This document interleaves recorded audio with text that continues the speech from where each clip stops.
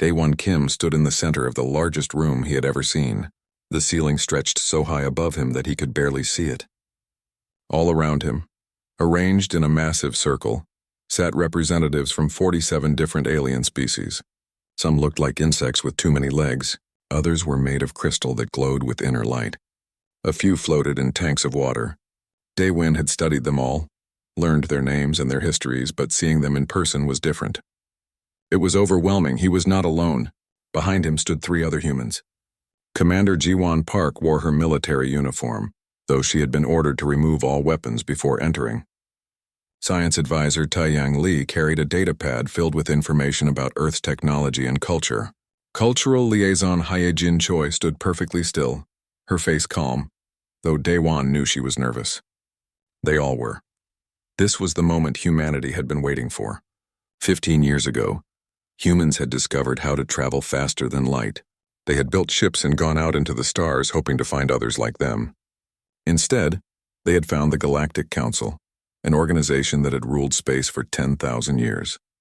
The Council had allowed humanity to make contact, to learn their languages, to understand their laws. Now humanity wanted to join them as equals. High Chancellor Rektos rose from his seat. He was Malthari, an insectoid creature nearly 8 feet tall with 4 arms and mandibles that clicked when he spoke. His exoskeleton was decorated with symbols of military victories. When he looked at Daewon, his compound eyes showed nothing but cold calculation. "Humans of Earth," Rektos said, his voice echoing through the chamber. "You have petitioned this council for full membership. We have reviewed your request. We have studied your species. We have reached a decision." Daewon felt his heart beat faster. This was it. Everything humanity had worked for came down to this moment. The council has determined that humanity is not ready for full membership. Rektos continued. "You are too young, too primitive, too dangerous to yourselves and others. However, we recognize that you have achieved space travel and have demonstrated basic intelligence. Therefore, we grant you probationary status, probationary status." The words hit Daewon like a punch to the stomach. He had expected this might happen, but hearing it spoken aloud made it real. Humanity would not be treated as equals. Not yet. "What does probationary status mean?" Daewon asked, keeping his voice steady. A crystalline being named Kilixen answered. When it spoke, its whole body chimed like bells. "It means you must prove yourselves worthy. You must demonstrate that you can follow our rules, respect our authority, and contribute to galactic civilization.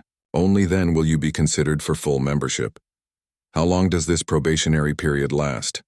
Ji-won asked from behind Daewon. "As long as necessary," Rektos said. "Some species earn membership in a few centuries. Others never do. It depends entirely on your behavior." Taeyang stepped forward. "What are the terms of our probation?" An aquatic creature named Nurmosk, floating in a transparent sphere filled with blue liquid, projected a hologram into the center of the room. A list of rules appeared, written in glowing text. Daewon read them carefully. Each one made his jaw tighten. Humans could not send military ships beyond their home solar system. Any human vessel traveling in council space had to be unarmed and subject to random inspections. All human trade had to go through council-approved middlemen, who would take 40% of all profits. Humans could not claim new worlds or expand beyond the 3 systems they currently inhabited. Any technology humans developed had to be shared immediately with the council. And humans had to attend mandatory education programs to learn proper civilized behavior. "These terms are harsh," Daewon said carefully. "They will severely limit our ability to grow and prosper. They are standard for probationary species," Kilixen chimed. "We cannot allow dangerous primitives to roam free throughout civilized space. You must earn our trust. And if we refuse these terms?" Ji-won asked. The chamber fell silent. Every alien eye, lens, and sensor focused on the humans. Rektos leaned forward. "Then you will have no relationship with the council at all. You will be isolated, cut off from galactic trade and knowledge.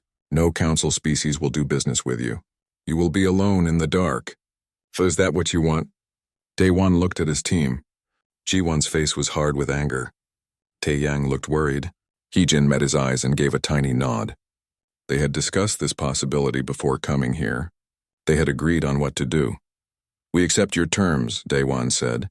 He saw surprise on some of the alien faces. They had expected humans to argue, to protest, to make demands. Instead, Daewon simply bowed his head in acceptance. A wise decision, Recto said. There was satisfaction in his voice. Another primitive species had been properly put in their place. You may establish a small embassy here on Zenith Prime Station. You will report to this council every month on your activities. You will obey all council laws without question. Do you understand? We understand perfectly, Day One said. Good. Then this session is concluded. You are dismissed. Day One turned to leave. His team followed him toward the massive doors at the far end of the chamber. They walked in silence, their footsteps echoing on the polished floor. Behind them, the council members began talking among themselves, their voices a mix of clicks, chimes, and burbles. Then Recto spoke, loud enough for the humans to hear. He was talking to the Valorian beside him, but his words carried across the chamber. Perhaps in a few thousand years, they will evolve past their barbarism. Though I doubt their species will last that long, natural selection tends to eliminate the weak. Several council members made sounds that the translator identified as laughter. Day-Wan stopped walking. For a moment he stood perfectly still. Ji-Wan put her hand on her weapon before remembering she was unarmed. Taeyang looked back at the council with undisguised anger. Heejin's calm mask finally cracked, showing hurt and rage. But Day-Wan just took a deep breath. He turned slightly, not fully facing the council, just enough to show he had heard. We understand perfectly, Chancellor, he said quietly. Thank you for your clarity. Then he walked through the doors and his team followed. In the corridor outside, Ji-Wan exploded. That arrogant insect. He insulted us to our faces. We should do nothing, Day-Wan said firmly. Not yet? Not yet? Taeyang asked.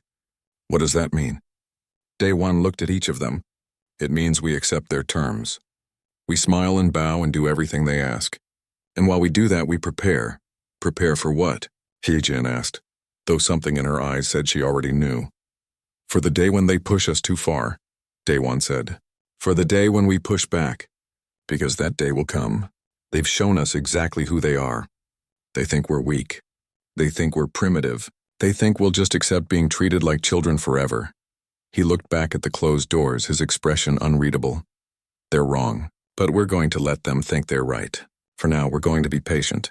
We're going to be quiet, and we're going to watch and learn everything we can about them. And then? Ji-Wan asked. And then we'll see, Day-Wan said. But one thing is certain. They will regret underestimating us. All of them will. They walked back to their small ship in silence. Behind them, the Galactic Council continued their discussions, already forgetting about the humans they had just humiliated. They would remember soon enough. 5 years had passed since humanity accepted the Council's terms. 5 long years of swallowing insults and following humiliating rules. 5 years of watching the Galactic Council treat humans like stupid children who needed constant supervision. Captain Bo-Ra Yoon stood on the bridge of her transport ship, the New Soul, and watched another Council inspection team board her vessel. This was the 3rd inspection this month. They came every week now, sometimes more often. They never found anything illegal because Bo-Ra never broke the rules, but that didn't stop them from looking. The inspection team was led by a Malthari officer named Crexus. He stomped through her cargo bay with his 4 arms swinging, deliberately knocking over containers and damaging equipment. His soldiers followed behind him, breaking open sealed packages and scattering their contents on the floor. Everything is labeled and documented, Bo-Ra said calmly, showing him her manifest. All cargo is legal according to Council regulations. Crexus snatched the datapad from her hands and threw it against the wall. It shattered into pieces. I will decide what is legal, he hissed through his mandibles. You humans think you can hide things from us. We know you're smuggling weapons. We know you're planning rebellion. Bo-Ra kept her face neutral even though she wanted to scream at him. We are transporting medical supplies to our colony on Kepler Station. Nothing more. Crexus walked up to her until his face was inches from hers. She could smell his alien scent, something like burnt metal and rotting fruit. I don't believe you, he said. I'm confiscating your cargo, all of it. You can file a complaint through proper channels. Bo-Ra had filed complaints before. Hundreds of them. Every single one had been dismissed without investigation. The Council didn't care what happened to human merchants as long as they kept paying their taxes. As you wish, she said quietly. Crexus seemed disappointed that she didn't fight back. He wanted an excuse to arrest her, to throw her in a Council prison. But Bo-Ra gave him nothing. She just watched as his team stole everything she had spent 3 months gathering, medical supplies that would save lives. Gone. After they left, her first officer approached her. "Captain, we can't keep doing this. They're bleeding us dry. Every trip we make, they steal from us. How long can we survive like this?" "As long as we have to," Bora said. But even she was starting to wonder, how much more could humanity endure? On Earth, Admiral Kyung-Soo Han stared at the holographic display showing Council warships conducting exercises just beyond Pluto. They did this every month now, coming closer and closer to the inner solar system. It was intimidation, pure and simple. The message was clear. We can reach you anytime we want. Han's defense fleet was old and outdated. Humanity had been forbidden from buying or building advanced weapons. Their ships used technology that was 50 years behind Council standard. If the Council decided to attack, Earth would fall in days. But Han wasn't worried about defense. He was worried about time. Would they have enough time to finish their preparations before the Council lost patience? His tactical officer approached. "Sir, the Council fleet is hailing us. They demand to know why we have mining operations in the Kuiper Belt." "Tell them we're harvesting ice for water," Han said. "Show them the permits. Everything is documented and legal." What he didn't say was that those mining stations were doing much more than harvesting ice, but the Council didn't need to know that. Not yet. Director Subin Nam sat in her office on Mars and read another report that made her blood boil. The Plantorians had just established a colony on a planet humanity had surveyed and claimed first. The Council had approved the Plantorian claim and rejected humanity's protest. This was the 5th world humanity had lost this year. Every time humans found a good planet, some Council species would suddenly claim prior rights. The claim would be thousands of years old, based on a survey that barely mentioned the system, but the Council always sided with the older species. Subin pulled up the map of human territory. 3 systems. That was all humanity controlled. 3 tiny systems in a galaxy of millions, and the Council wouldn't let them expand beyond that. She received a coded message from Earth. It was from the Colonial Administration's Hidden Research Department. The message was simple. Project Haven is complete. Project Olympus is at 90%. Project Unity is ahead of schedule. Subin deleted the message immediately and allowed herself a small smile. The Council thought humans were stagnant, trapped in their 3 systems, slowly dying from lack of resources. They had no idea what was really happening. In the Olympus Mons facility on Mars, Dr. Junho Song watched his latest test with satisfaction. The gravitational field had remained stable for 6 hours. That was 3 times longer than the previous attempt. His team cheered quietly, careful not to attract attention. Officially, Junho was conducting theoretical research on gravity manipulation. His reports to the Council were filled with dense mathematics and speculative conclusions. The Council reviewers found his work boring and impractical. They approved his funding requests without really reading them. They didn't know that Junho's work had stopped being theoretical 2 years ago. They didn't know he had built working prototypes, and they certainly didn't know what those prototypes could do to a spaceship's hull. Engineer Hanul Yang supervised the construction of another civilian orbital foundry above Earth. The Council had approved the project because they thought it would be used to build trading vessels. Hanul had shown them all the proper documentation, all the innocent blueprints. What he hadn't shown them was that the foundry could be retooled in 48 hours to produce military vessels, or that 3 dozen identical foundries were already operating throughout the solar system, or that they had enough raw materials stockpiled to build 1,000 warships. The Council inspectors who visited the foundry saw what they expected to see: primitive humans slowly building outdated technology. They never looked deeper. Why would they? Humans were weak and harmless. Intelligence Coordinator Min Seo Park sat in a small room filled with screens. Each screen showed information about a different Council species: their military strength, their economic weaknesses, their political divisions, their biological vulnerabilities. Min Seo had spent 5 years collecting this data. She had thousands of agents working throughout Council space, watching, listening, learning. The Council thought humans were isolated and ignorant. They had no idea that humans knew more about them than they knew about themselves. She pulled up a file on the Malthari Imperium. High Chancellor Vrektos believed his species was invincible. He had no idea that humans had identified 17 critical weaknesses in Malthari military doctrine, or that humans had mapped every Malthari military base and supply depot, or that humans knew exactly how to cripple the Malthari fleet if it ever became necessary. Ambassador Daewon Kim sat in his small embassy on Zenith Prime Station. His hair had gone gray over the past 5 years.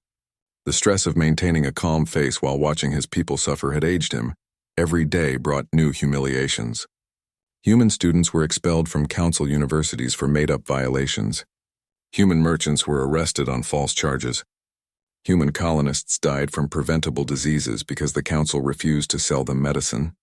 And every day, Daewon smiled and bowed and filed polite protests that were ignored. His aide, Hyejin Choi, entered his office. Ambassador, there's been another incident. A human freighter was impounded near the Valorian border. The crew has been arrested. Charges? Daewon asked tiredly. Smuggling. But the cargo was legal. The Valorians just decided they didn't like the ship's registration. File a protest. Request access to the crew. Offer to pay any fines. Sir, this is the 20th incident this month. When will we— Not yet, Daewon said firmly. We're not ready yet. Hyejin closed the door and spoke quietly. How much longer? Our people are suffering. They're asking why we don't fight back.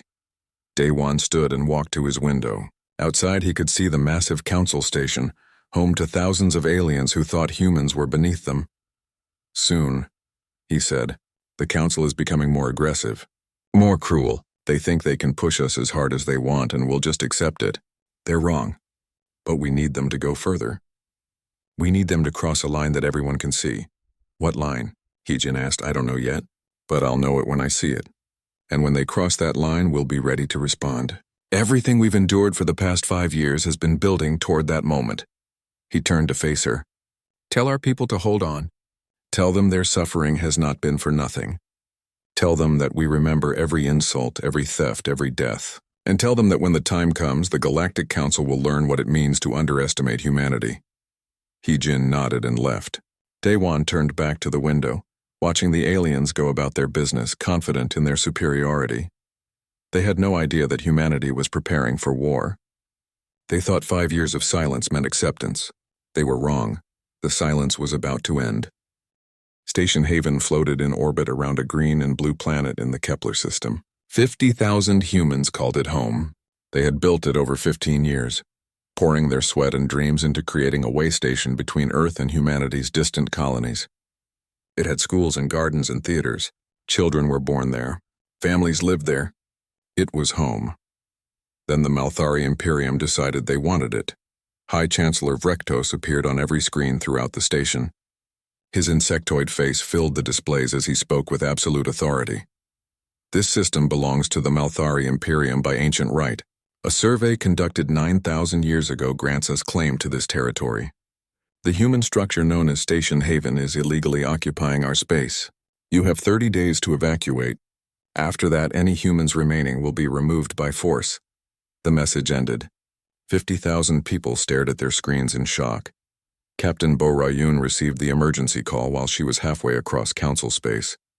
She immediately changed course, pushing her ship's engines to maximum. She wasn't alone. Every human vessel within reach turned toward Kepler system. They had 30 days to evacuate 50,000 people. It wasn't enough time. Bora's ship was one of the first to arrive. The scene at Station Haven broke her heart. Families were packing what they could carry, abandoning everything else. People were crying. Children asked questions their parents couldn't answer. Where would they go? Would they ever come back? Start loading evacuees, Bora ordered her crew. Priority to children and elderly. Pack them in tight. We'll make as many runs as we can. Ambassador Daewon had rushed to the council chambers the moment he heard. He stood before the same council that had humiliated humanity 5 years ago and made his case.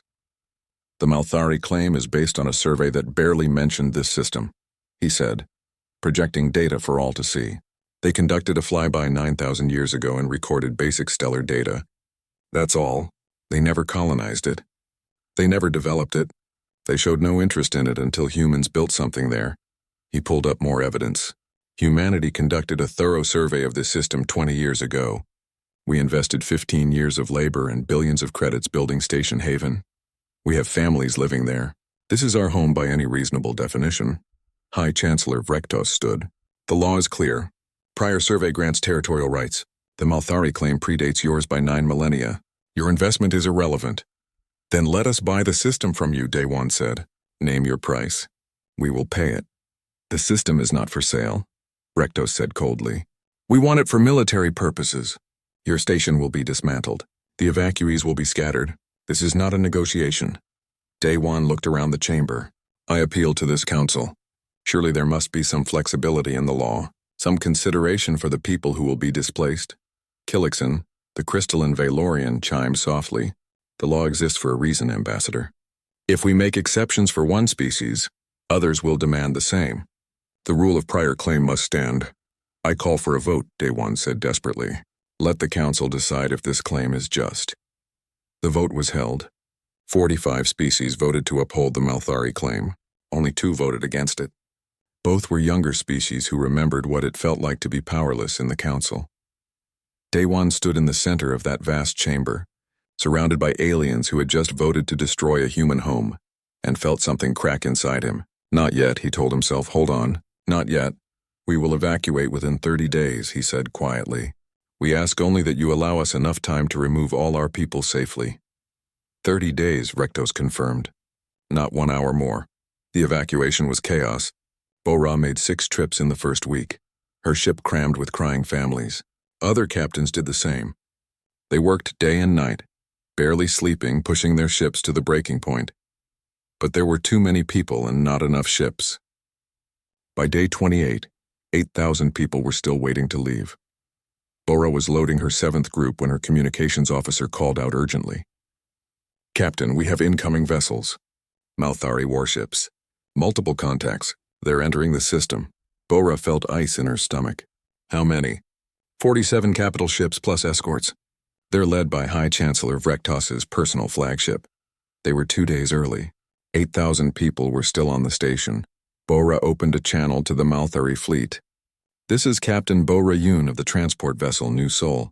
We are conducting humanitarian evacuation operations. We need 2 more days to complete the removal of all civilians. Vrektos's face appeared on her screen. Your 30 days have expired, human. We have 2 days remaining, Bora said, trying to keep her voice steady. You said 30 days. We have 28. I said 30 days for you to be gone, not 30 days to begin leaving. The deadline has passed. Evacuate your vessels from our territory immediately. There are still 8,000 people on that station. Give us 48 hours, please. They're civilians, families, children. Vrektos leaned closer to the camera. That is not my concern. You had adequate time. If humans remain, it is because of your own inefficiency. Leave now, or your ships will be fired upon. Bora looked at her crew. They all knew what she was thinking. They could run and save the people already on board, or they could stay and try to save more. Continue loading, Bora ordered. We're not leaving anyone behind. She cut the channel to Vrektos and opened one to Admiral Kyung-Soo Han, light years away in the Sol system. Admiral, we have a situation. The Malthari fleet has arrived early. Vrektos is threatening to fire on civilian vessels if we don't leave immediately, but we still have 8,000 people on the station. Han's face was grim. How long do you need? 48 hours to evacuate everyone safely. Will he give you that time? No. There was a long silence. Han knew that his fleet was too far away to help. Even if he violated council law and brought warships to Kepler system, they would arrive too late. Bora and the other civilian captains were alone. Do what you think is right, Captain, Han said finally. We'll deal with the consequences. Bora closed the channel and looked at her crew. Keep loading, fast as you can. On the council station, Hyojin burst into Daewon's office. Ambassador, the Malthari fleet has arrived at Kepler system. They're threatening to fire on our civilian ships. Daewon was already moving, running toward the council chambers. He arrived breathless and demanded an emergency session. The council members gathered slowly, in no particular hurry. This was just another problem with a probationary species. Nothing important.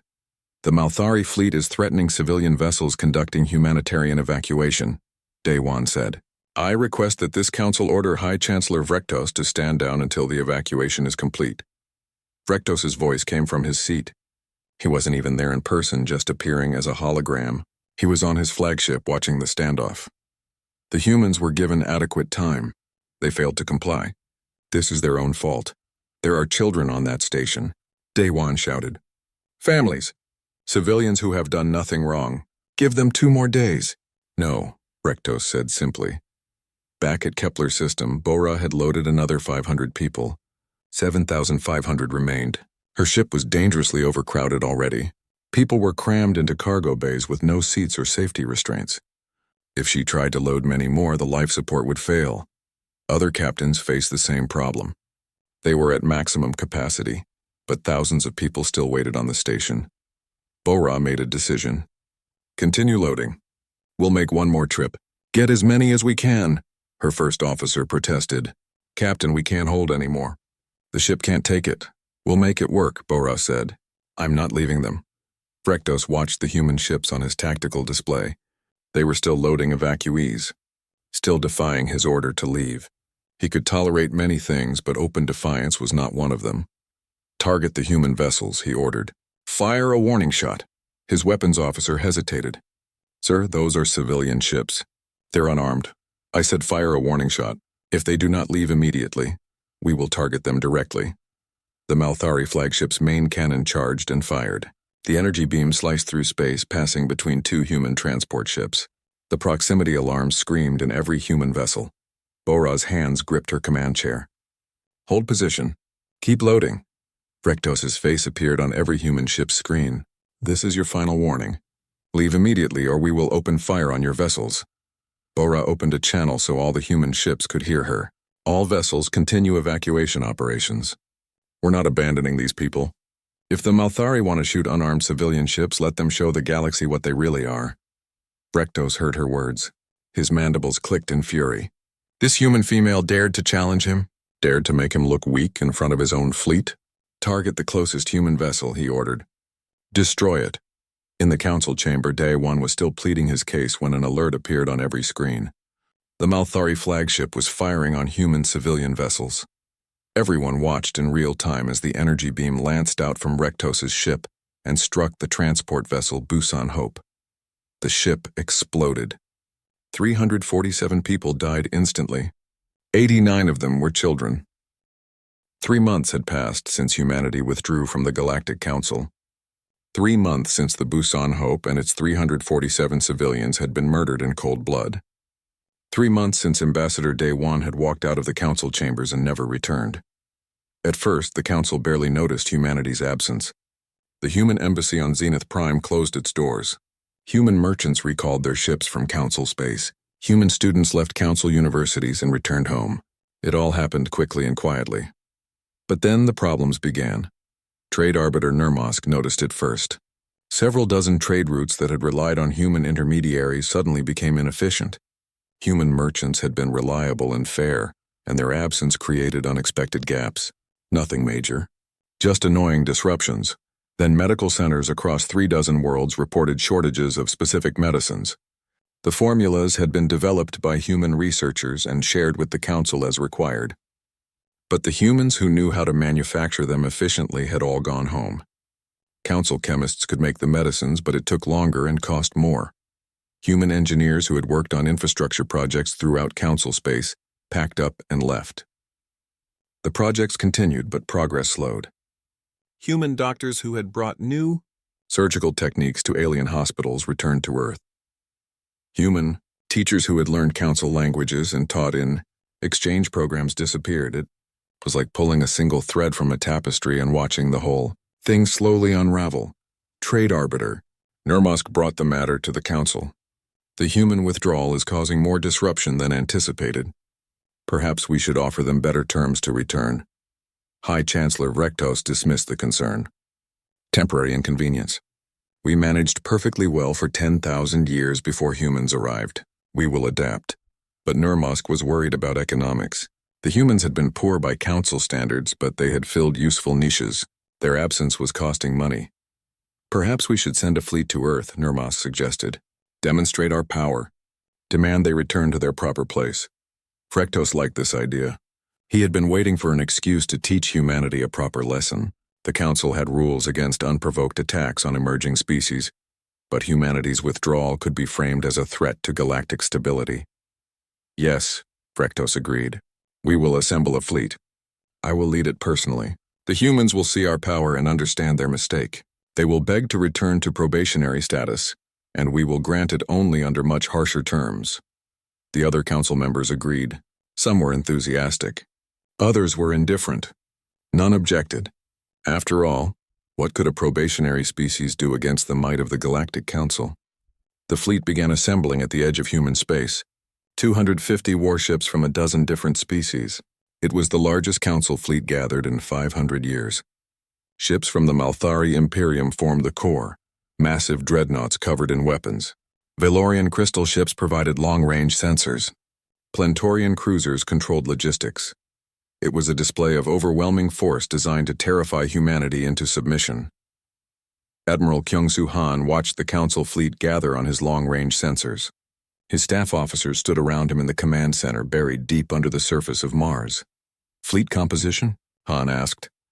250 capital ships plus support vessels, his intelligence officer reported. Mix of species. Malthari dreadnoughts are the biggest threat. Valorian ships have the best sensors. Plantorian vessels are mostly support. And High Chancellor Vrektos is commanding personally, Han noted. He's on the flagship Dominance. How convenient. His tactical officer looked worried. Sir, according to our old intelligence, this fleet could destroy our defenses in 3 days. Our ships are older, slower, and outgunned. Even with home territory advantage, we can't win a conventional fight. Han smiled. Good thing we're not planning a conventional fight. He opened a channel to Earth's government. The president appeared on his screen. They're here, Han said. The council has sent their fleet just as we predicted. Vrektos is demanding our surrender. We have 72 hours to comply. Are we ready? The president asked. Yes, ma'am. Everything is in position. Then give them one warning. Make it clear, and then show them what humanity has become. Han closed that channel and opened another to the council fleet. His message was transmitted on all frequencies so every ship could hear it. This is Admiral Kyung-Soo Han of the Earth Defense Force. You have entered human space without permission. You claim you come to force our compliance. I am authorized to tell you that humanity will not submit to council authority. Not now, not ever. You were warned. You ignored the warning. You murdered our civilians. You believed we were weak. You were wrong. This is your only chance to leave peacefully. Turn around now or face the consequences. On the Malthari flagship, Rektos listened to Han's message and laughed. The primitives threaten us? Let us show them what happens to species who forget their place. All ships advance into the solar system. Prepare weapons. If they resist, destroy them. The massive fleet moved forward, crossing the invisible line that marked the boundary of Earth's solar system. And that's when humanity dropped the mask. From seemingly empty space, massive structures appeared. They had been there all along, hidden by stealth technology the Council didn't know humans possessed. Defense platforms, hundreds of them, in the asteroid belt, in orbit around Mars and Earth, hidden in the Kuiper belt, scattered throughout the outer solar system. Each platform was the size of a small moon. Each one housed weapons the Council had never seen before. Dr. Jun-Ho Song had spent 5 years perfecting gravitational manipulation. His theoretical work had become very practical. The gravitational lances didn't fire projectiles. They didn't use energy beams. They manipulated space-time itself. The first volley fired before the Council fleet even realized they were under attack. 20 Malthari dreadnoughts simply ceased to exist. One moment they were there. The next moment there was nothing but expanding clouds of debris. The gravitational lances had crushed them into singularities, compressing metal and flesh into points smaller than atoms. Chaos erupted in the Council fleet. Ships scattered, trying to understand what had just killed 20 of their largest vessels in seconds. Their sensors showed impossible readings. Their shields hadn't even activated because the weapons bypassed them entirely. All ships defensive formation, Vrektos screamed. Return fire. But they didn't know what to fire at. The defense platforms were still mostly invisible, their locations masked by stealth systems.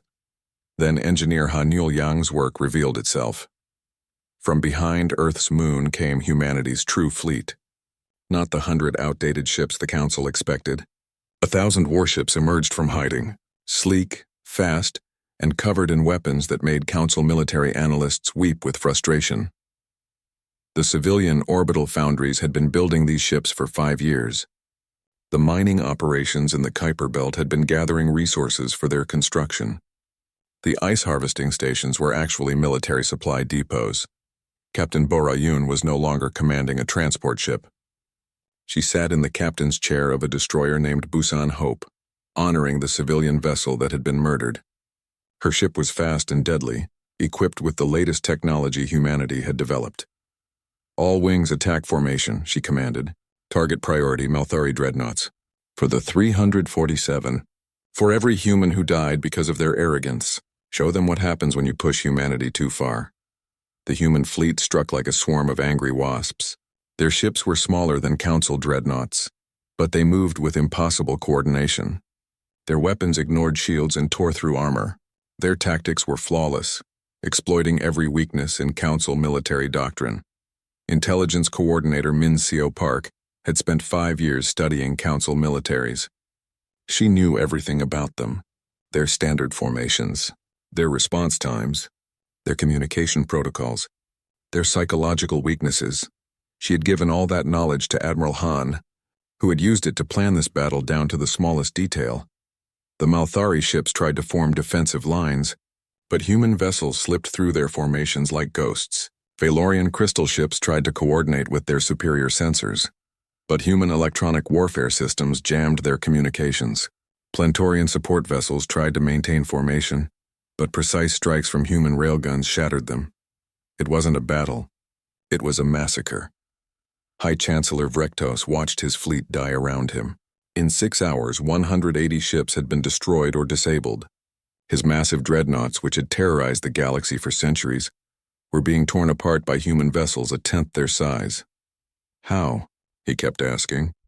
How is this possible? They were primitives. They had nothing. His tactical officer had no answers. The humans were using technology the Council didn't understand. Weapons that shouldn't exist.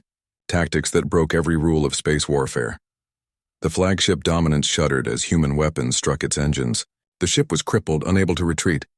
Abandon ship, someone screamed, but it was too late. Human boarding pods attached to the hull. Soldiers in advanced combat armor cut their way inside.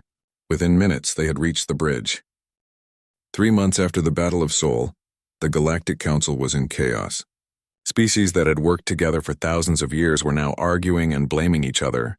The impossible had happened, and no one knew what to do about it. High Chancellor Vrektos was no longer in power. His own people had imprisoned him as punishment for leading their fleet to disaster. The Malthari Imperium was trying to decide whether to seek revenge or pretend the whole thing never happened. On Zenith Prime Station, the council chamber that had once been filled with confident voices was now tense and quiet. Species that had seemed united were discovering they had never really been united at all. They had just been too comfortable to argue. Now fear made them honest. Prime Mediator Sulcanis of the Keltorans stood to speak. The Keltorans were practical people who valued survival over pride. We must face reality. Humanity destroyed 180 Council warships in 6 hours. They did it with technology we do not understand. They did it with tactics we cannot predict. If they wanted to, they could attack any of our worlds. Several species objected loudly, but Sulcanis continued.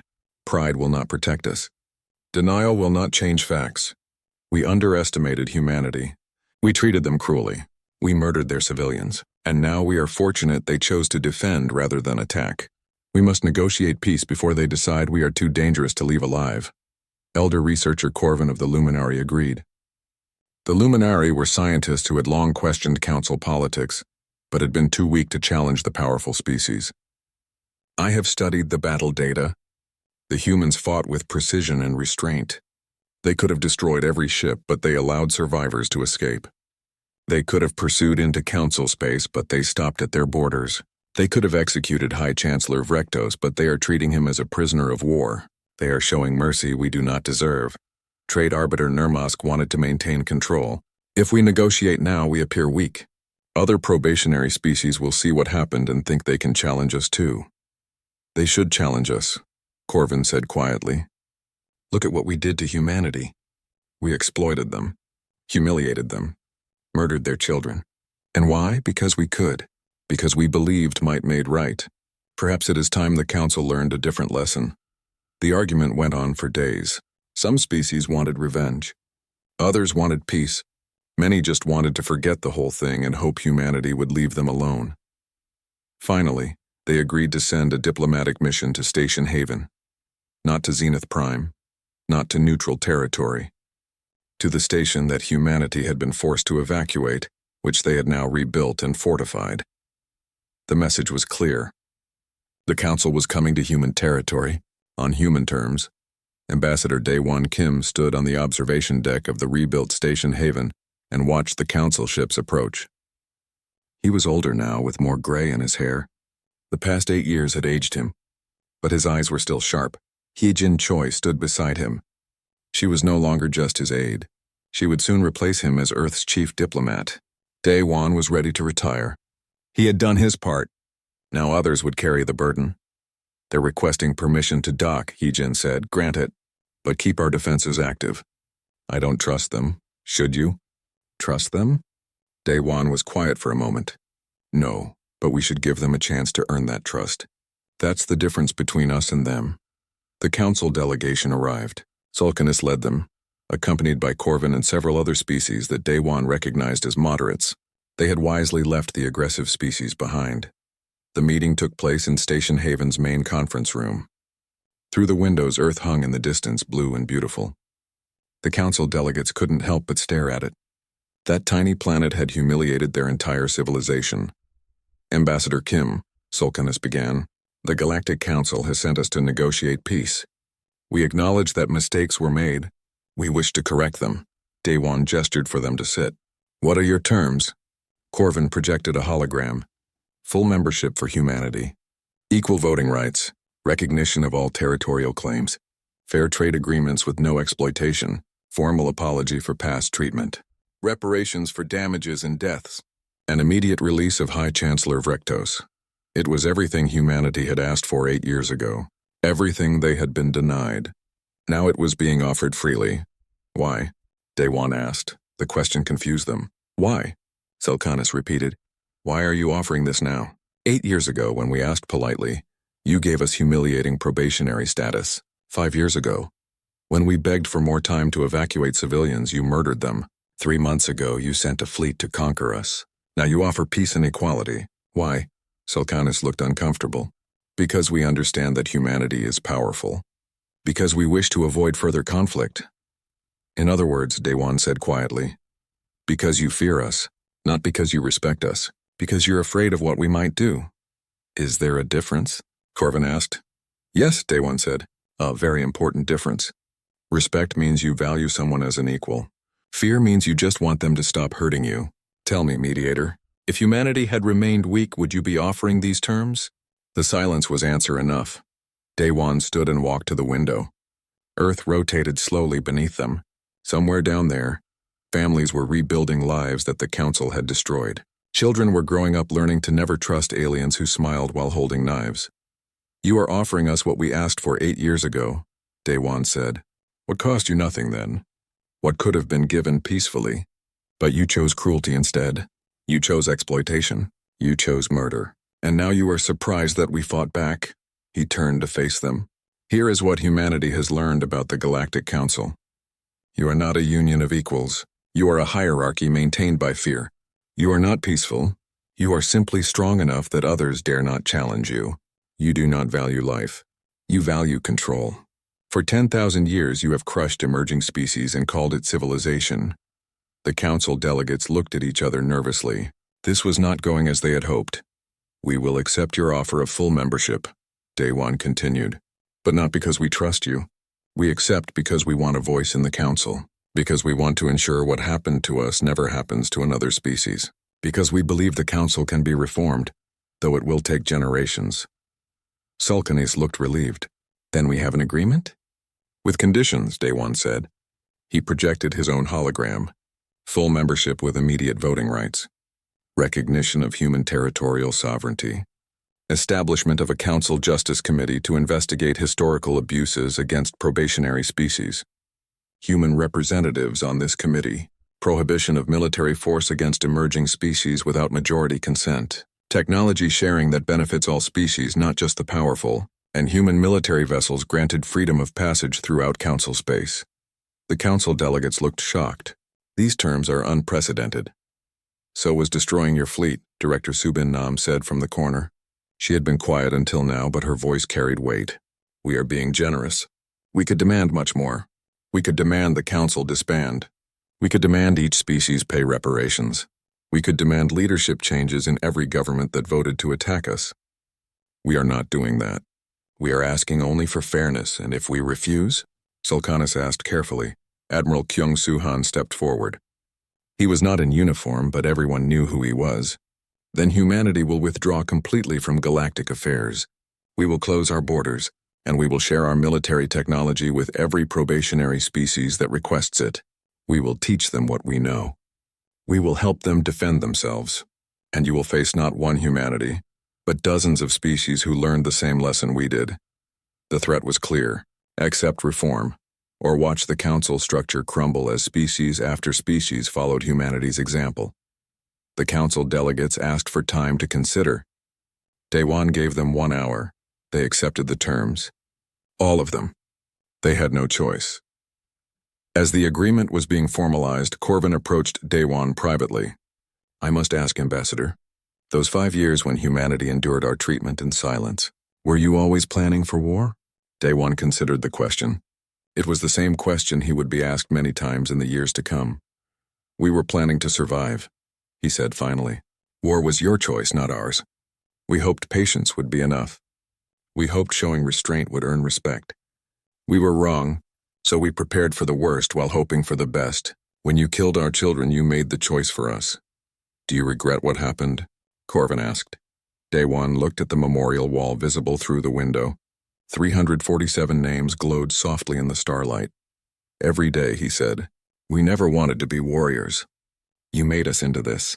But here is the difference between humanity and the old Council. We will use our strength to protect, not to exploit. We will defend the weak instead of crushing them. We will remember what it felt like to be powerless, and we will ensure others never feel that way again. In the years that followed, the Galactic Council underwent slow transformation. It was not easy. Powerful species resisted. Old hierarchies fought to maintain control.